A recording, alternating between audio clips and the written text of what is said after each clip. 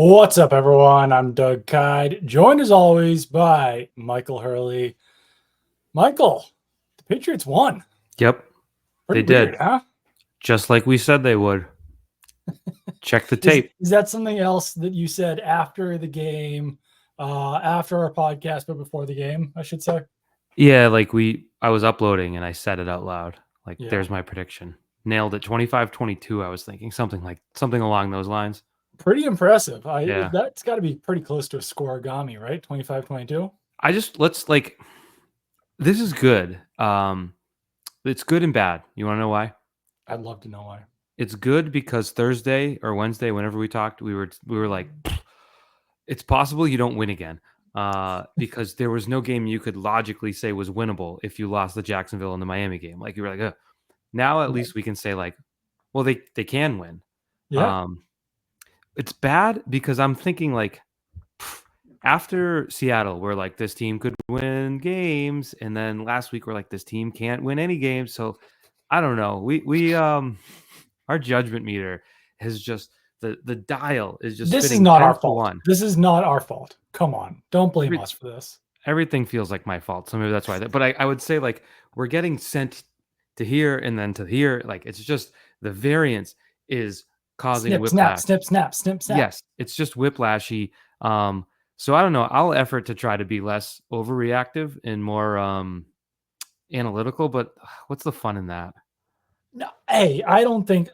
Listen, when the team loses 6 straight weeks, I don't think you're being overreactive to say this team might not win again, and especially not overreactive to say this team is not going to beat a team that's as talented as the Jets. And clearly, the Jets are a very broken NFL football team, as evidenced by the result of today's game. But that is not we can only assess things on paper by what we've seen from the Patriots, and all of those things point to the Patriots losing this game. And listen, if I had told you that Drake Maye was going to suffer a concussion in the first quarter of the game and Jacoby Brissett was going to play the final 3 quarters and would wind up with 120 passing yards, and if I had told you that the Jets had limited the Patriots to 230 total yards and didn't turn the ball over a single time, would any of these things I told you lead you to believe that the Patriots were going to win this football game? No, I'd be like, dude, you have given me too much information ahead of time, first of all. But no, yeah, I mean, there's a lot there. I just, I don't know. We're going to talk about this game. That's primarily what we're here to do. But I'm just you forward it to head to next week. The Titans are an absolute disaster. Now that was the game last week. We're like, well, maybe that one's not winnable. And now we say it's definitely winnable.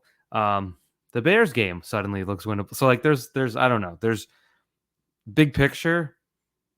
I don't know. There's I guess reason for that 4 to 5 win window to come back after today. How about that?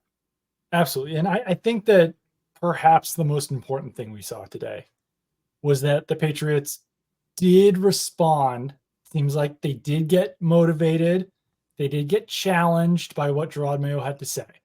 Now, could they have done this without Jerod Mayo's comments? Possibly. Who knows?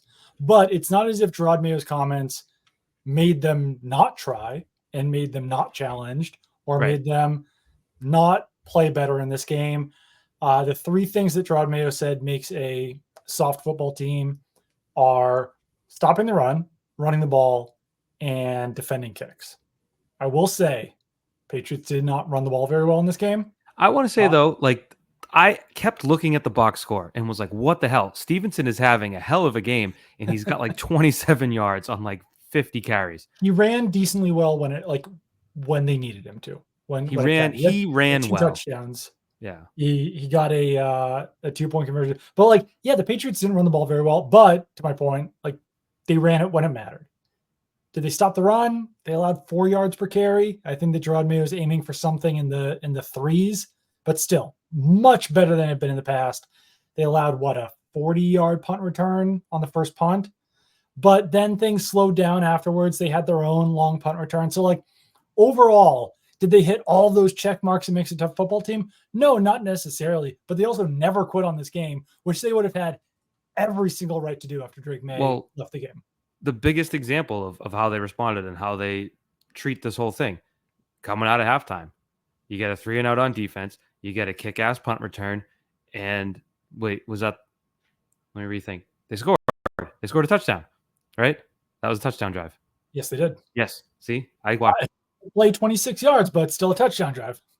It was a great punt return. It was Yep. a great defensive stand, and then they scored a touchdown, and that was after.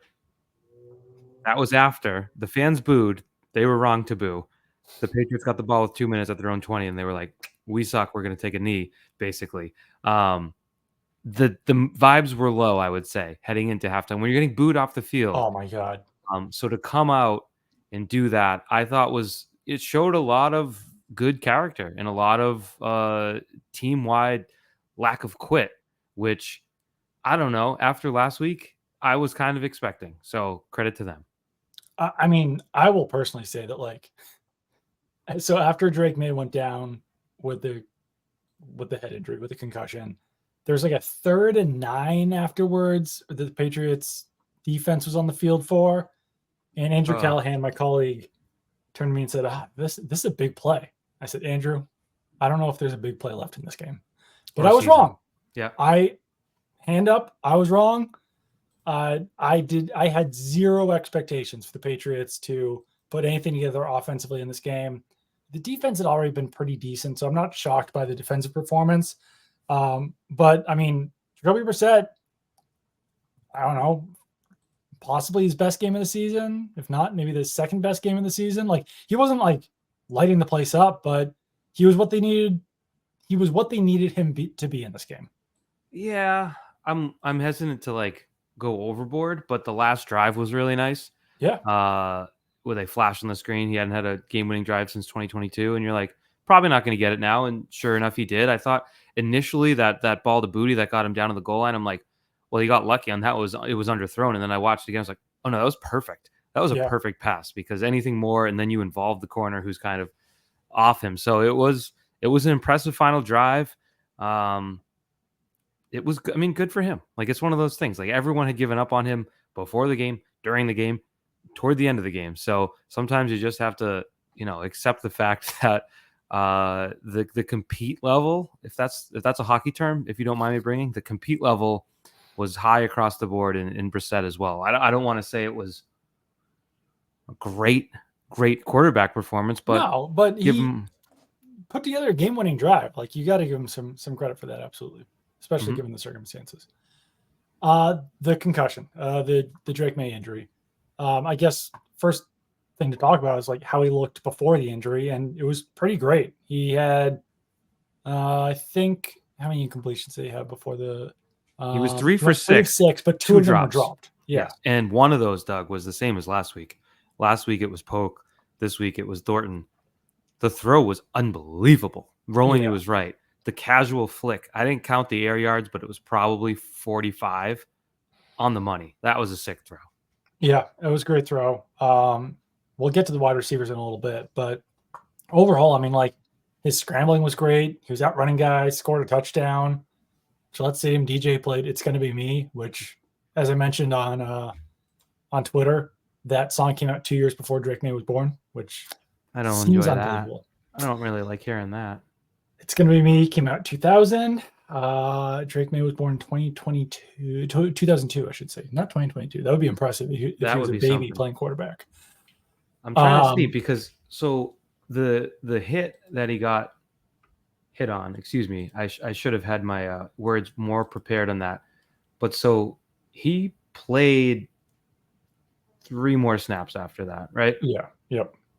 He was sacked, and then he hit Boutte for a drop, correct? Yeah, I believe so. Yeah, it was 3rd and 12, the little in cut. He hit Boutte on the money. So it's not as if he was, knocked out, which could be a good sign. No, he wasn't. He got up slow enough for the ref to ask him if he was okay. He said, yeah, stay in the game. But just watching him get up, I was like, I don't know if he's okay. But like not knocked out, but it was a pretty clear helmet to helmet hit. And sure. I think that's the conversation next is, should it have been a penalty? I know that was like a big topic after, and like we could get into it, but I mean, it ultimately wouldn't have helped Drake Maye not have suffered the injury if they flagged it. You know what I mean? No, and I don't think. Yeah, absolutely not. It's tricky. Like in slow-mo, yeah, it looks awful. It looks dirty. It looks late. I don't think it was everything. dirty. Well, some people do. Yeah. But in real time, like you're going to tackle someone before they start sliding. And Yeah. it's just an unfortunate timing thing. Like obviously guys aren't considerate of other human beings out there, so that's never going to be a factor. Right. With that being said, I don't think this one was malicious. It probably should have been flagged, but it was so quick, and like depending on what angle you had, it didn't look as bad as it did on others. So I can understand why it wasn't, but I don't know. It's so much. If you watch it in real time and you saw it, then credit to you. But to me, it looked like a normal slide where that kind of hit happens, and I didn't see the whiplash or the opposite of whiplash the first time I saw it. Yeah, I think ultimately it would have been flagged for like 16 quarterbacks in the NFL. Oh, it's like one of those like Cam Newton, you got to earn this, son, that Hockley told him. Or it's just refs being dumb and it should either be a penalty for 32 or 0. But like he head slid, like his knee was on the ground when the contact was made. And typically, if there's any sort of contact after a slide with, as I said, probably like 16 quarterbacks around the NFL, the guy's going to get flagged for it.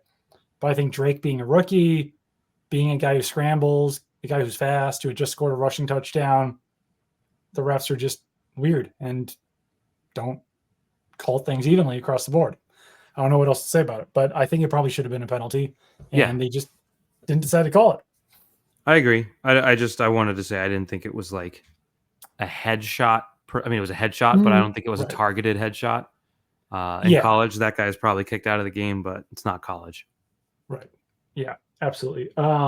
If you do want to talk about officiating, which is usually kind of boring to talk about, but I like talking about it anyway, Christian Gonzalez should not have been flagged for pass interference. No, but he should have been flagged 2 plays earlier. And I know sports don't work like that. I don't think the official threw it, but that was a ridiculous pass interference penalty.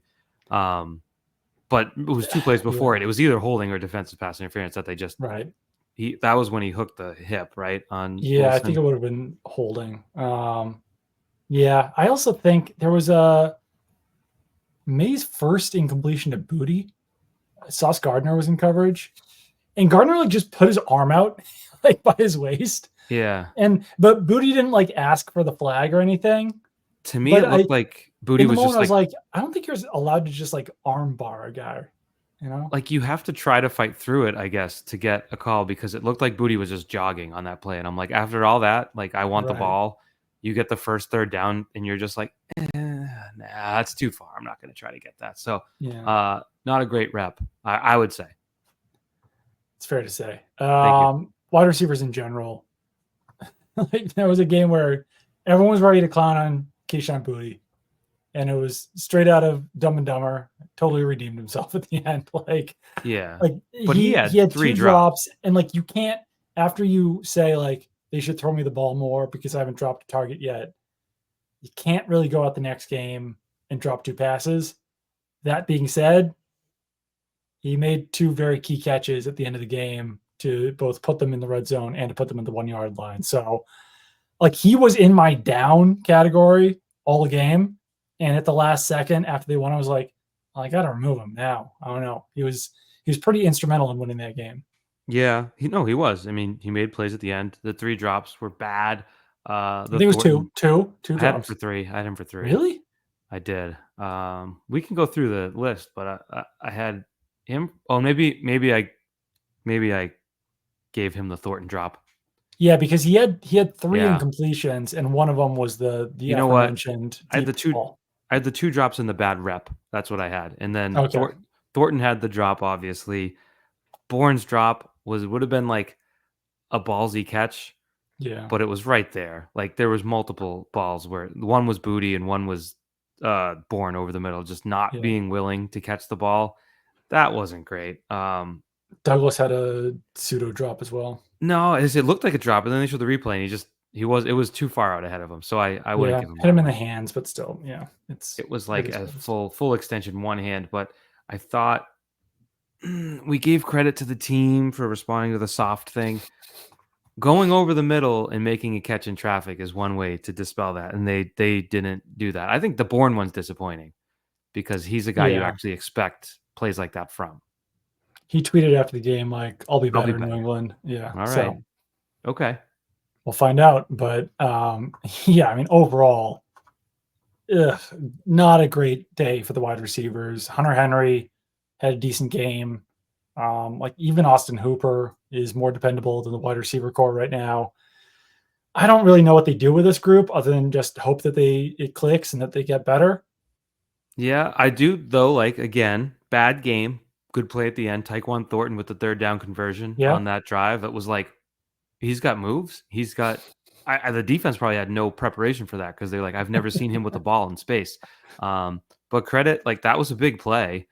What was it, like 3rd and 9 or 8? It was a significant play if I'm not mistaken. It was. I can tell you in a second. I'm the world's It most prepared man. was. I'm only slightly more prepared. It was 3rd and Where 9. was that? It was The 3rd and 9 with 9. It wasn't the last drive. Sorry, it was with 9. Oh yeah, it was the second last drive. Yeah. So that was the field goal drive. So that was a big play. That was a 14-yard gain on a 3rd 9. They needed it. So they get credit, Boutte and Thornton, for the end. But did you have any issue with them kicking the 23-yard field goal rather than like going for it in that situation? Not at all. To take a lead? I didn't either. Yeah. Against the quarterback who looked like he wanted to go home? Like, no. I think you always got to take the lead. Yeah, I didn't either. I think it was like the Globe or someone wrote that they would have liked them to try to, but like 4th and 5, like there's the Patriots scoring from the 5-yard line is like a 1 in 20 shot, I feel like. And I think the only argument you can make for going for it there is like, well, they're 1 in 6. What do you got to lose? And it's like, well, that's also not very sound reasoning when it comes to actually making a call. Yeah, and then you also would then have to, I had zero. Take a lead. Take a lead. Yeah, you take the lead because then you have to depend on your defense. And like, yeah, the defense came up short and allowed a touchdown, but yeah, overall wide receivers not great. Defense though, so I don't know. I mean, was the defense perfect in this game? Absolutely not. Marcus Jones allowed like 113 yards or whatever, but they did enough to win. And they were playing without Daniel Ekuale, Kyle Duggar, Juwan Bentley, Jabrill Peppers, Joshua Uche, Christian Barmore, and you could also throw in Matthew Judon because they traded him before the season. Just like out of the expected starters coming into training camp, they were playing without 1, 2, 3, 4, 5, 6 of them, plus Daniel Ekuale, who was Christian Barmore's replacement. Yeah. I know no one wants to hear excuses, but when you're missing more than half of your expected defensive starters, at some point your play is going to suffer. Yes, I agree. And they played better than they have in the last few weeks. So I just have to give them credit for performance. Yeah, I mean, this is Pat's chat. This isn't National Football League chat. If this was National Football League chat, we'd be hammering the Jets for being a joke, for being inept, for being incapable of getting out of a huddle, for burning 3 timeouts in the first. I've never seen that in my life. Three timeouts in the first quarter, having a quarterback who's just like, I guess I'll just like. That's what we would be talking about if we were NFL chat, because that's probably the big story coming out. So Pat's chat, defense was good. Like Christian Gonzalez was very good. I thought, I think Godchaux was noticeably good. He seemed to be someone who took the soft comments to heart. Keion White was playing hard. Christian Ellis played a ton. I know he took the pass interference, but by and large, had a sack. Where the Jets offensive line looked like the Patriots offensive line, and 3 guys blocked 1 and allowed Christian Ellis to walk into the backfield. So, I mean, can we be NFL chat for 1 quick second? Yeah, did you see the Hail Mary in Washington? That was sick. That was pretty sick. Aaron Rodgers on the 2-point delay penalty. What happened there? His answer was, well, they start the clock at 20, and we had a shift and a motion. And by the time it came down to it, the defense they were playing wasn't good for the play that was called. I figured, let's just move back to the 7. Not that much of a difference. I liked the play that we called, but they brought 0 pressure, and I guessed wrong. They guessed right. I'm just that's like 20 excuses at once, I feel like. The Jets' average gain per play was 5.9 yards. So if you do the math from the 2, that's in the money. If you do it from the 7, not so much. So And like the play they called, like would have worked from the 2 yeah, it and was a great didn't little work from the slant. 7 because it was short of the end zone. They got about 4 yards on it. But did you notice it looked like he turned to the ref and like gave like a sheepish timeout? He was kind of like he didn't want to like fully commit to the timeout and then just like kind of kept it at the side. Like maybe they'll give it to me and I can say I didn't do it if I get in trouble for it. But yeah, they were Just like bad. we had a shift in emotion. Like, okay, so that took too much time. Well, why are you doing that when the play clock's at 20? I don't know. Right, when you knew you'd have to go for 2 I guess because you he's were down probably being 1. like pouty that Todd Downing took over offensive play calling from Nathaniel Hackett or something. Maybe he's trying to throw the coordinator under the bus on that, but Probably. I don't know. It was when I read that, I was like, huh? There's some What? operational mishaps going on with the Jets. So, I mean, that was a factor. It has to be, but I Yeah. mean, you didn't lose to that. So I think that's the positive. No. And as you look going forward, like the Titans are a disaster. You can go and take advantage of that again. And like there are teams now that you can go in and have a little bit of confidence. Because for as much as you and I sit here, Pat's chat, and say like they can't beat anyone, there had to be some doubt creeping in. Like, man, we can't beat the Jaguars. Like, what the hell? So I think like no matter the opponent, the fact that you can come out on top is a win. Like we're not going to discount it here on Pat's chat. No, absolutely not. Speaking of Aaron Rodgers, though, Davon Godchaux kind of went in on Aaron Rodgers. Paraphrasing, kind of seems like Davon Godchaux thinks that Aaron Rodgers is washed. Yeah. I will read some of the quote. Yeah, I think he's struggling right now. Godchaux said of Rodgers. Just a Hall of Fame quarterback like that. Hate to see him go out that way, but always going to take a win against him. But yeah, he definitely doesn't look the same. You just don't know if he could move back there. Shit, I could run him down and catch him. He don't look mobile at all. So it's good for us. We can go after and attack him in the passing game. Came out here with a win. And Keion White said after the game that after the first quarter, they were like, he doesn't look mobile. We could probably just stop containing him and start going after him. And yeah, the Patriots only had 1 sack, but Rodgers was 3 of 8 under pressure. So the pressure was able to affect him a little bit in this game. And no, he didn't look as mobile as he did in that week 3 Jets win. And I don't know how something can go downhill that quickly in 5 weeks, but he definitely didn't look the same. Yeah, and it's telling because I'm looking now. By passer rating, it was the second best game of the year. So that tells Yeah, I mean, you. like if you look at the stats, he had a good game, but he obviously he didn't. Yeah, that's kind of the Rodgers thing. You could go to any like playoff game that he lost, and the numbers are always like, oh, he had 300 yards and 3 touchdowns. Like he must have been good, and he wasn't. He was kind of a killer. So that's funny you bring that up. I don't know why. Did I say brung? I don't think so. You brought brung. You bring it up. Because I forgot that was the story in week 3 was they didn't expect him to be agile enough to escape a collapsing pocket, run to the flat and make a play. And he killed him with it. And they're right. He showed no desire to do that today. He showed no desire to do much of anything today, really. Like half of his offense was just jump ball. Like it was back foot, jump ball lobs. And they caught some. It worked some. There was another play where Devontae Adams was kind of wide open. It looked like in zone across the middle. That worked. But other than that, there was just no drive in any throws. It was just sort of showing up. And it was like when you're like, I don't know, the adult playing kids touch football in the backyard and you're the quarterback and you don't want to like try too hard because you're an adult playing with the kids. Except in this case, you're just kind of a washed up quarterback with a bad attitude. Pretty much, yeah. Yeah, I mean, Davon Godchaux really went in, and yeah, I don't blame him. But overall, Davon Godchaux had like an all-time media scrum today. He was like the last one in the locker room. Just had a lot of funny things to say. Difference between this game and week 3 for the Jets, other than Aaron Rodgers' performance, was they stopped doing cute shit, which I thought was a fun way to say that. And that was, he said they were just kind of getting back to basics. He also said the defense is all about a mindset. Once you've got a mindset, you're going to knock a motherfucker back and not let him drive you off the ball. You're going to be disruptive and knock a guy back, shed blocks. It's all in the mind. There's not much technique you can do for that.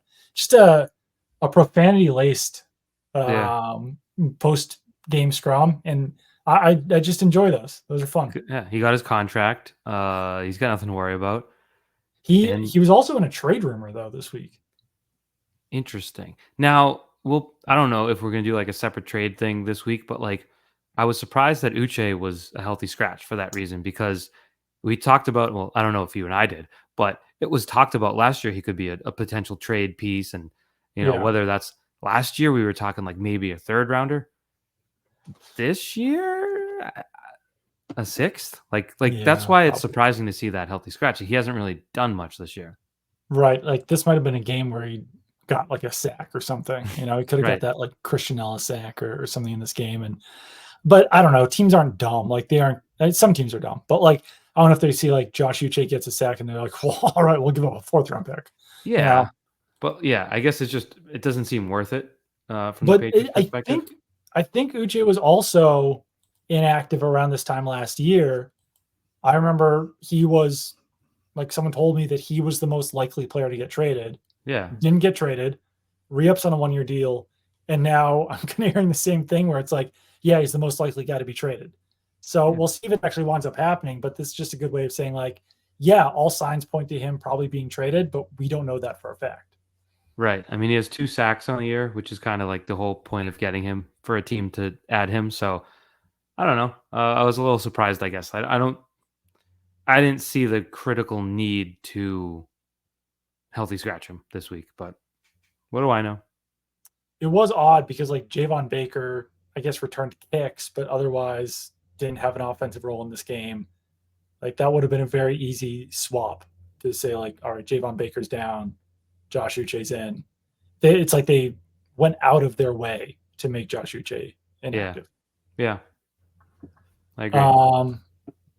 It was reported before the game that Javon Baker also missed curfew. I think that's what Phil Perry reported before the game. Reese called it a hiccup. Reese called it a hiccup. Perry added on saying it was a missed curfew. Saturday, right?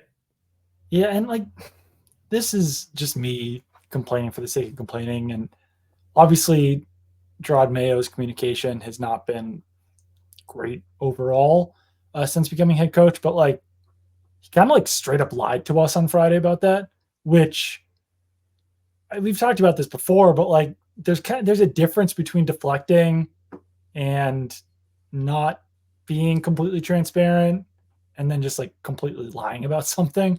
Yeah. You'd like to avoid you like to avoid just lying. And I feel like, yeah, maybe Belichick did like a little bit of that during his career, but for the most part, if he was going to be forced to lie, he would just deflect, Right. Belichick probably would have handled those questions and be like, we're not going to talk about that. But right. Instead, that was in the past. Being asked about it, talk about that.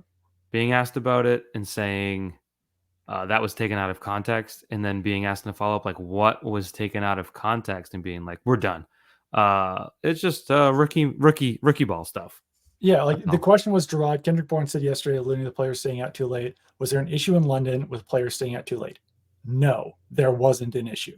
I think it was taken out of context. Like at that point, if there was an issue, then you're just lying about it, which right. But also the out of context shows you he was like prepared to give sort of that denial.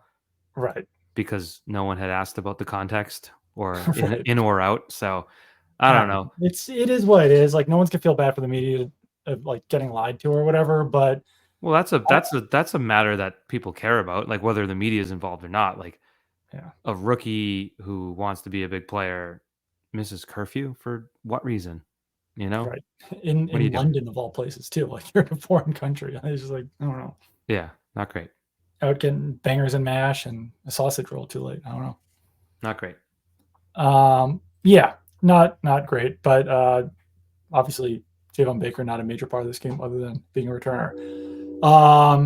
My other notes in here, we could start getting into ups and downs. Do you have any other notes that you want to get to? I mean, maybe. I got my notes right here. Brissett, part of his game, he had an excellent downfield throw that did not count due to a holding penalty on Michael Jordan, which I thought I was like, oh, maybe the fact that Drake Maye can play the position has unlocked some sort of urgency for Jacoby Brissett to try throwing the ball downfield. Of course, that was short lived, but that was a nice ball. It was a nice ball, and also like, I mean, that was a situation where like, when that penalty was called, yeah, it was on Michael Jordan. It was a deep pass to Hunter Henry. That's what you're talking about, right? Mm-hmm. I was like, oh, okay, they're obviously not going to win this game. Like, if those things are happening, Yeah. like there's just, come on, there's no way this can happen. And that was when they were trailing 16-14. And I think they did wind up, did they wind up punting that drive? I think so, right? I don't know. Sure. Absolutely. Yes, they did. But yeah, it was like, oh, okay, this is just not going to happen. Officiating note as well, the big punt return they gave up, watching live, I was like, well, how did they miss the block on the back on Schooler? He was right there. And then I watched the replay. There was no block on the back. It just, he kind of fell, which was unfortunate. Antonio Gibson with the fumble, I thought was sneaky terrible. Yeah. They were able to recover it, but like it was like he held it like right in front of his neck. It was like just begging to be stripped out. So not very good. I think Taylor Kyles, aforementioned friend of the show, Taylor Kyles, had tweeted before the game Antonio Gibson wearing long sleeves, a little too reminiscent of Danny Amendola when he fumbled. Yeah, what fumble was that? I usually remember stuff like that. You know what? Like you're the person who would remember, right? And I don't either. So, but still, like you don't really see running backs wearing long sleeves a lot. I think for that reason, like the ball is just slicker on cotton than it would be on skin. Yeah, or lycra. Right. It looked like they were like baggy sleeves, though, right? You know, I'll be honest, Doug. Shame on me. I didn't analyze the sleeve as well as I should have. So I apologize. I apologize to listeners, the viewers, my mom and dad. I apologize to you. I'll be better next week. I don't know what to tell you. This is a serious podcast, and you're like, this is embarrassing that you weren't. That's my bad. The sleeves. And then the sequence I really felt Rodgers was ready to quit was the second down. The ball flipped out of his hands. It was like almost a fumble. It was sort of slipped out. And then the next play after that was when he just airmailed it right to Jalen Hawkins, who didn't make the interception. It was like, this guy doesn't have any desire to do anything but get the hell out of here. And it's embarrassing. Yeah, that's the fumble is so funny too. Cause like the snap got muffed. He like picked it up, but it wasn't like, it didn't look like he was like fully rushing. And then like, he was like, here, you take it. And just like gave it to Braylon Allen because he was like, I don't want to get hit. You get hit. Like you take the ball. And like, but that was the riskiest thing he could have done in that situation, is to just like haphazardly give someone the ball when there's already been a muffed situation. So that was the immediate thought that came to my mind, as well as just like, wow, that was crazy that he did that. And it kind of worked for them because they didn't fumble the ball, but yeah, it was kind of wild. I was referencing the tuck rule almost when he that one. Oh yeah, that one. Yeah, it was a forward pass ish. It was almost a fumble, but it was just, it showed like what he felt whenever there was pressure. It was just like, get rid of it. It was embarrassing. We dropped the mouse. I might be wrong on this. I'm not an NFL official. The NFL officials barely know the rules. I thought that when a ball hits an offensive lineman, it's a penalty, but is that not the case when it's inadvertent? Is first touched intentionally or is caught by an ineligible. So I'd say if it's not an intentional touch, you're good. Like you can't reach out and touch it. Interesting. That makes sense, I guess. I mean, there must be a reason for it.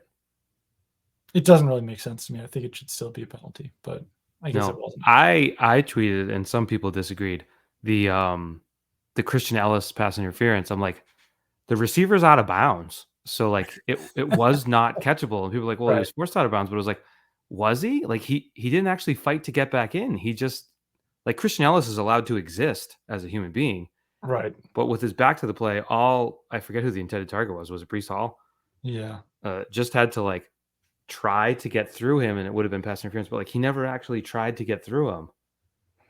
I think on that one, my mind on it was like it was so egregious that it's like, well, yeah, but you got to like let the yeah, interference actually happen. yeah, I know, but that one I had less of a problem than the Christian Gonzalez one. Obviously, you made a good point. They probably should have called a penalty 2 plays before that, but calling it in that situation was more harmful than it would have been if they just called a holding penalty 2 plays earlier. Right. And again, it's not like that's how it works.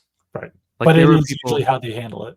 NFL chat for a second. There were people after Monday night's game being like, "Well, the Vikings didn't deserve that call. They played poorly all night." It's like that's actually Right. irrelevant to the matter of there are rules and there was an infraction, blatantly obvious that was not called. So it's like you can't make up sort of scenarios where penalties are and are not acceptable. I understand also NFL chat here. Like why it would be a slippery slope to just be like, no, like New York saw that was a face mask. That's a face mask. Like, yeah, that's a slippery slope at that point that like anything could be ruled at. But as I tweeted at the time, like when we're all watching TV and blatantly seeing that a penalty occurred to end the game, Yeah. and then they don't call it, you're just like, well, what's the point? What's the point of technology? Like, what's the point in television? What's the point in having eyes at that point if we all saw something happen, but you can't do anything about it because the refs didn't see it live? And here's why I don't think that's a slippery slope. Let's compare it to the worst call of all time, the missed pass interference, the Rams and Saints, the 2018 NFC Championship game. That, despite being like unfathomably, like impossibly bad, was a judgment call still. Like Right. there are people that to this day will say like the ball was past them already when he was hit, but like there are like ways to, there's no, this is a black and white finger face mask pull. Like there's no gray area there. That's why it should probably be replay assistable, because it's not, it's the same as like a hand being offside or a foot being out of bounds or whatever. Like it is There's judgment an free. element that's judgment because it has to reach a certain point to be a face mask because they eliminated the 5-yard face mask. Yeah. But I understand what you mean. Like fingers interloped in face mask, head turn. There's really no gray area there. Right. But the Vikings played poorly, so they didn't deserve to get that penalty. And they, you really think they would have won? It's like, I don't know, man. I watched a Jaden Daniels 80-yard bomb today get completed. So I have no idea what would happen. How worried were you about Aaron Rodgers Hail Mary at the end of the game?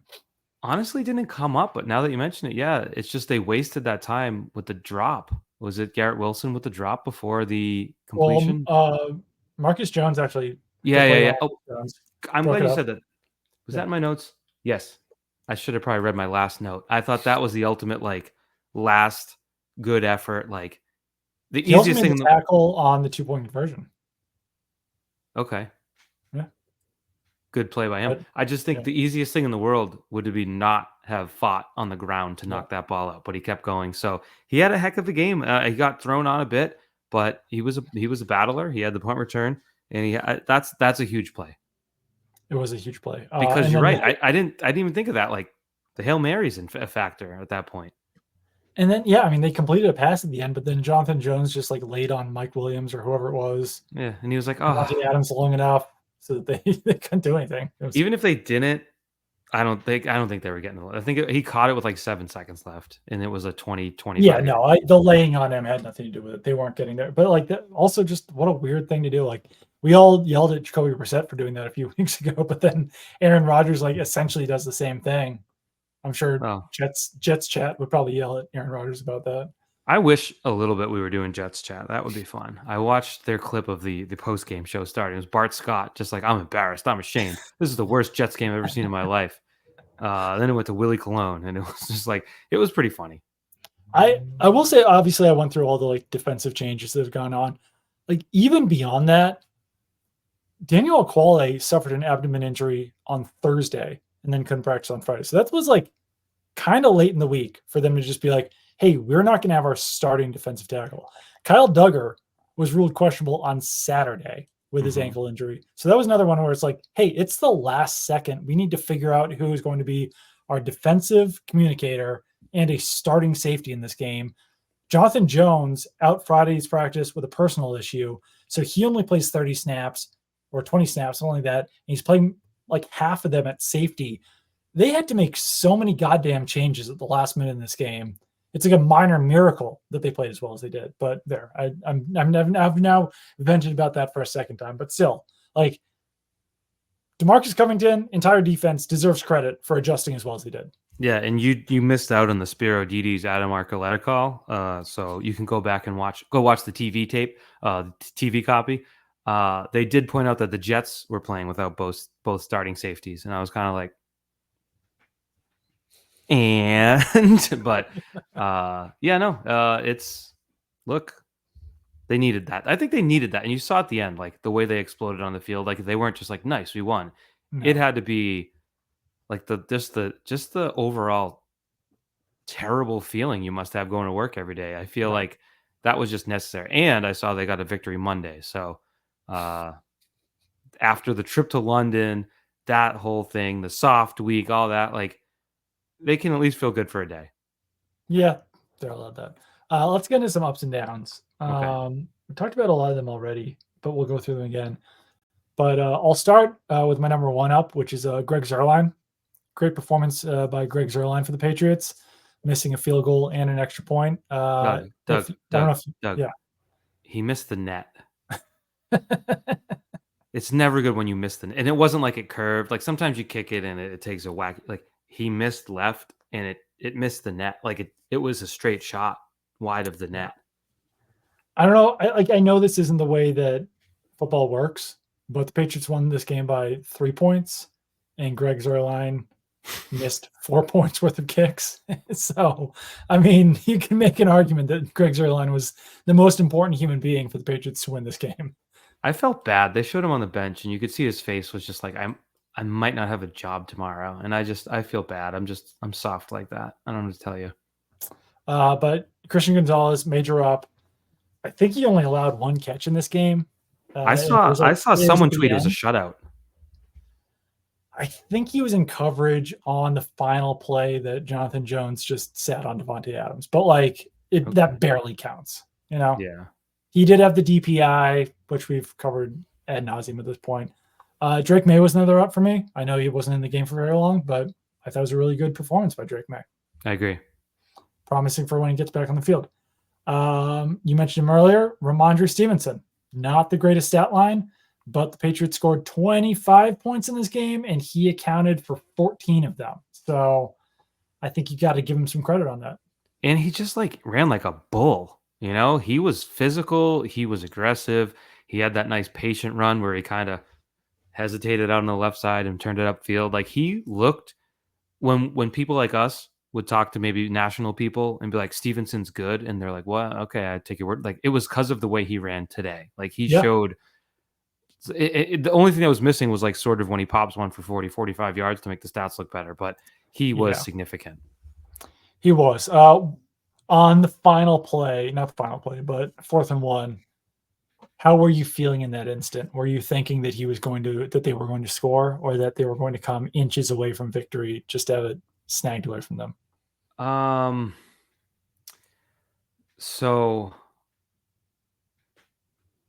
I felt because he was like Boutte was definitely short. Yeah. And it was just so short. Like it was so close. It was a foot. I was like, they got it. I felt they were going to score. I didn't think they were going to beef it against the Jets. If it was maybe another team, I might not have been so confident. But I just think the fact that I don't know, it was kind of quick. It wasn't like a long delay. I felt good. How about you? I was thinking that they weren't going to get in, but they did. So it was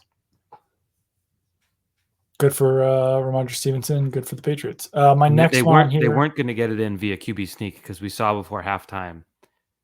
Did you notice? Did you watch the replay on that at all? It was 3rd and 1, and they like half-heartedly tried it.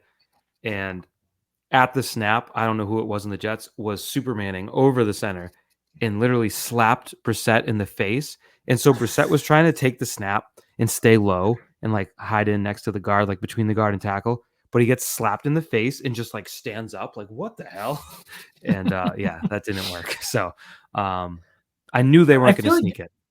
there hasn't been a lot of opportunities for Jacoby Brissett to sneak, but like as a guy who was the designated sneaker for the Colts and Dolphins, I was expecting a little bit more from him as a QB sneak artist. Kayshon Boutte can go on the up and down list just based on like how he played throughout most of the game and then also at the very end. Marcus Jones gets an up only as a returner. Keion White had some pressure. And then I would also say the Patriots offensive line played one of their best games of the season, at least from a pass protection standpoint.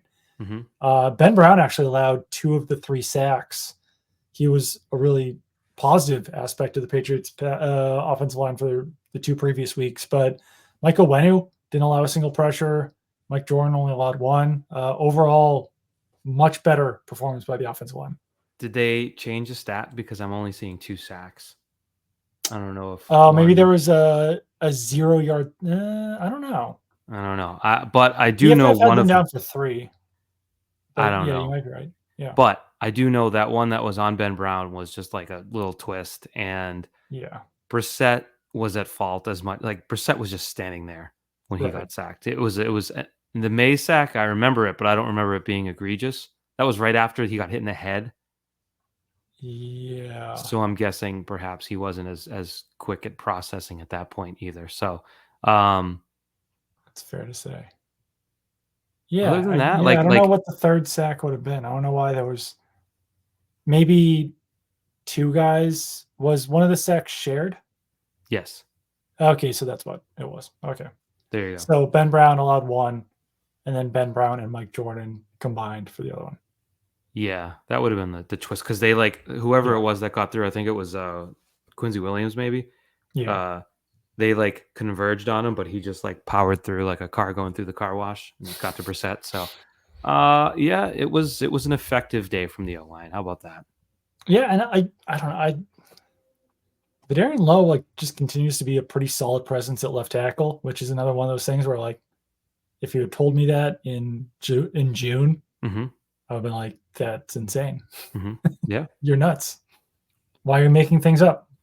We should go How'd back you get here from the future? Exactly. And then you told me that the Jets allowed fewer than 250 yards against the Patriots, and the Patriots still won because you're that same guy. Can you tell me things that are useful that I could bet on? Because I can't do anything with any of this information. Exactly. Yeah. But yeah, I mean, decent performance for the O-line. I think nothing else from as far as downs. And Marcus Jones, most of the game in coverage.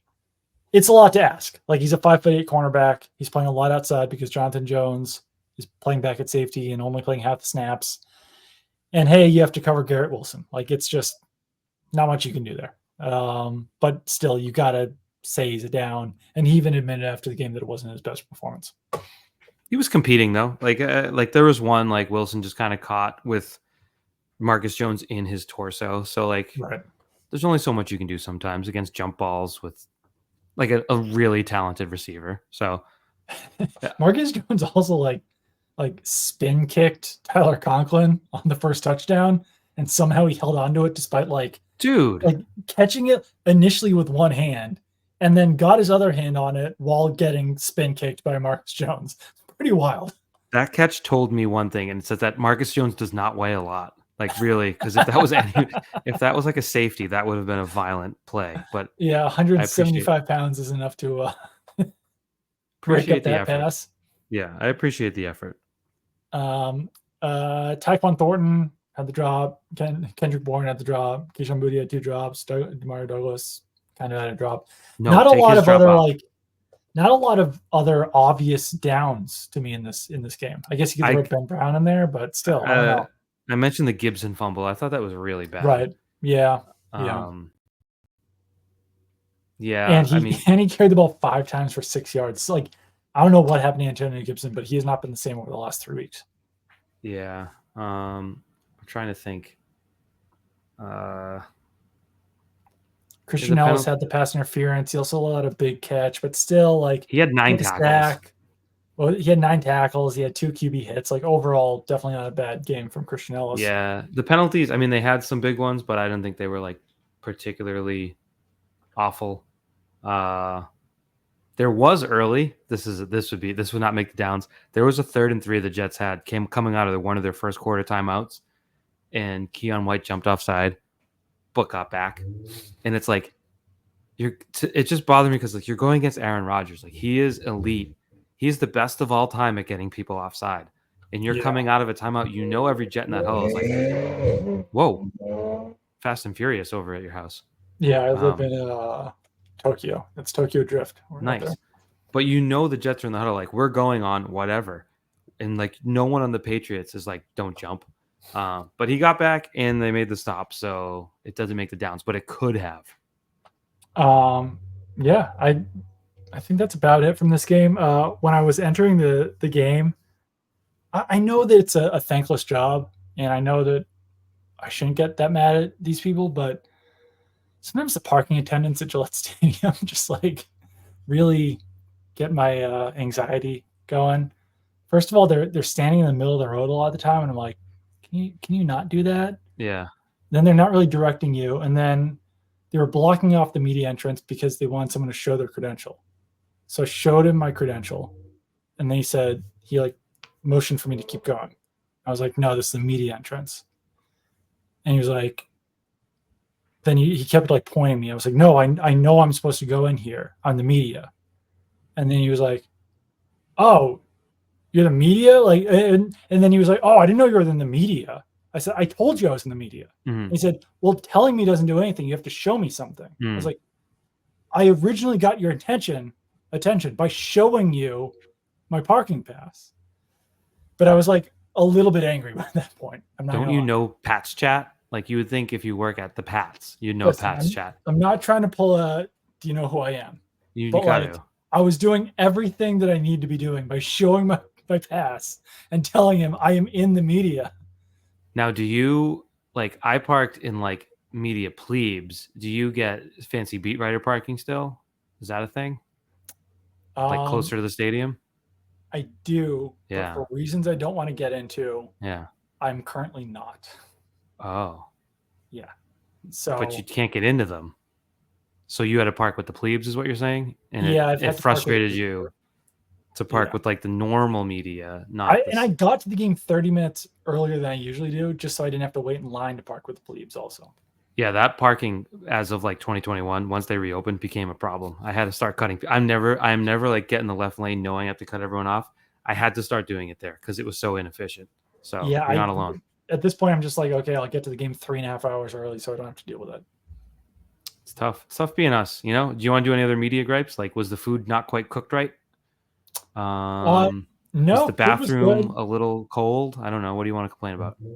And if I have to complain about the bathroom situation, Fast and Furious again out there, it's just that they have one stall on each floor for the men. Mm-hmm. So if you have to go number 2, it's just it's real inconvenient. Yeah, because there's usually someone using it. Yeah, don't go number 2. That's really Pat's chat. Exclusive. So this is good, Doug. They won because we were going to talk about the Red Sox documentary. We were going to talk about who knows what if they got like smoked. Did you watch the whole documentary? Just the first one. It's tough. The way things are currently set up in my house, I have no privacy. So like Derek Lowe dropping F-bombs and whatnot. Like, I don't know. I try to limit that as much as I can with the kids around. And it's funny. My 10-year-old had a sleepover last night, so there were like 6 kids in my house, and I was watching it this morning because they weren't upstairs, then they were. And Derek Lowe dropped some sort of F-bomb, and one girl like stopped in her tracks and was like, oh, I want to watch this. And I was like, whatever. I don't care. You're 10. Yeah, that's fine. I watched it over like a 3 or 4 day span because I would put it on at night and then accidentally like fall asleep during it. Not that it was boring. I thought it was really well done, and I really enjoyed it. And there was a lot of things I didn't remember. And I think it was like about the Patriots of that era. I'd be like, yeah, I already know all this stuff. But I had like forgotten a bunch of stuff from it. So it was cool. But we'll wait to talk about it. Like, we don't even need to talk about it. This is Pat's chat. This isn't something shit. It was like, oh God, if it's 30-6 Jets, we need something to talk about. But now, but your point that you like, I had personally like blocked it out of my mind about how much I hated Joe Buck and Tim McCarver at the time. Right. And I really am not looking to speak ill of the dead, but Tim McCarver was like a straight up wrestling heel commentator for Red Sox fans at the time. And this documentary really like pounded that point home. quite a bit. Yeah, and I think like Joe Buck's cool now. Everyone likes Joe Buck. I think Joe Buck has taken like more crap than anyone, and like some of it justified, some of it not. But there's been a rewriting of history. Like, oh, everyone thinks Joe Buck hates your team. He just wants to call the game. Every clip in there was like, these dudes hate the Red Sox. Like, I don't know what to tell you. Like 20 years later, everything being settled, there's no emotions involved. It's like, these dudes are disgusted by the 2003 Red Sox. They are absolutely. And you know what was cool, actually? So my whole life, I'm a baseball guy, Doug. I don't know if you know that about me. My whole life, the Roger Clemens pitch at eye level to Manny Ramirez, I always thought Roger knew what he was doing, but Manny was kind of like a little bit crazy to react that way because it wasn't anywhere near him. Clemens basically admitted, like, yeah, I mean, Manny like outfoxed me on that. Like, Manny knew what I was going to do and just didn't let me. And I was like, that's pretty cool. I mean, Roger acquits himself very well, like all the time now, because he probably realizes he has to be decent. But I thought that was pretty cool of him to admit, like, he knew I was going to hit him. Like, I just didn't yet. So next time we talk, will the World Series be over, Doug? What's your prediction? We're good at predictions on this show. Yankees chat. When's games 3 and 4? Tomorrow and Tuesday. I don't think it'll be over. No sweep? No, I don't think it's gonna be a sweep. I think it might be. Wow. Ohtani hurt? He's like, fine. Is he? Okay. There's a little dislocation. It's his left shoulder. Like, I thought he broke his forearm. Like the way that he was touching it and holding it. Yeah, he just couldn't move his shoulder. But it did look for a second like he shattered something between his hand and his elbow. But he's so big. He should really work on sliding. He sucks at baseball. He's an idiot. I'm gonna drop my mouse here. I think it might be a sweep. I think it might be a sweep. Have I ever told you that I was at one of the ALCS games in 2004?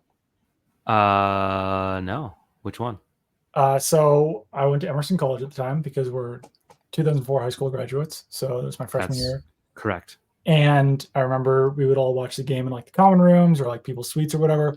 And I'd heard afterwards that some people had gone during game 4 and like a couple innings in, got scalp tickets for like super cheap and got to watch them win game 4. So I was like, oh, hell yeah, I'll do that for game 5.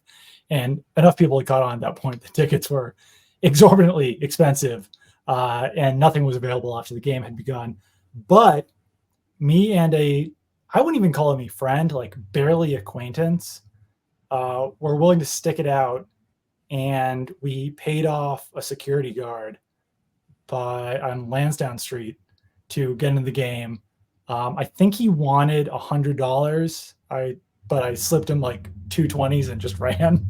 And we got in and we watched game 5 from the 5th inning on. So we still got 9 innings. A lot of people left. 14 innings. A lot of people left that game, I remember. And we watched, like, we stood in the vicinity behind home plate, chanted Tom Gordon, and watched history. It was Doug, fun. People forget, and maybe it's in episode 2, I haven't gotten that far yet. People forget how important Dave Roberts was in game 5 as well, because Tom Gordon would not stop throwing over to first. And everyone was like, Tom, pitch. And then he finally pitched, and Roberts was off with the pitch, and he got to third. Was it wasn't Veritek up? It was Trot maybe. Either way, I think it was Trot Nixon. But either way, the steal gets all the credit, rightfully so. But Dave Roberts in game 5 just as important. It's very true. Yeah. And Tom Gordon said, I did have a tweet today. Someone I know outside the stadium saw a ton of people leaving at halftime. Didn't look that empty in the second half though, at all. Yeah, no, it wasn't. Yeah, that's odd. I saw visual evidence of people leaving, but I guess it wasn't by the tens of thousands. It was by the hundreds. It looked like a lot, but I don't know. Maybe they were all at Skipjack's eating fish. I'm glad I didn't tweet this, but I almost tweeted at halftime, like, how many people turned the game off after Drake Maye got hurt? Well, because he got hurt, Brissett wasn't very good, and then they did that pre-halftime white flag thing. Like, I know someone was listening to Zolak, and Zolak was just flipping out. Like that, and that's indicative of, I think, how a lot of people felt at that time. Like, the vibes were bad, bottom of the barrel. So they really were. Credit to the way they came out of halftime. That's how they saved. They didn't save the season because there's no season to save, but they saved they saved themselves. You know, they might have saved a mutiny or something. I don't know. Yeah, I don't know. And people are like, "Oh, the pick." I wouldn't worry too much about that. If you end Yeah, up they don't need the number 1 overall pick. Like, it'll be nice to have if there's a quarterback, but there might not even be a quarterback. sure, and the Panthers absolutely suck. And, like, And to the trade down, I mean, not to select a quarterback. correct. Yeah. And so like there's a lot of suckage. Yeah. I wouldn't fight too hard for that number 1 pick. No. All right, let's get out of here. right. Thank you for listening to Pat's Chat. Subscribe, rate, review, do all those things. Michael's got his mouse. I have a mouse too. I dropped it twice. All right. Well, we'll talk to you guys later. Bye-bye.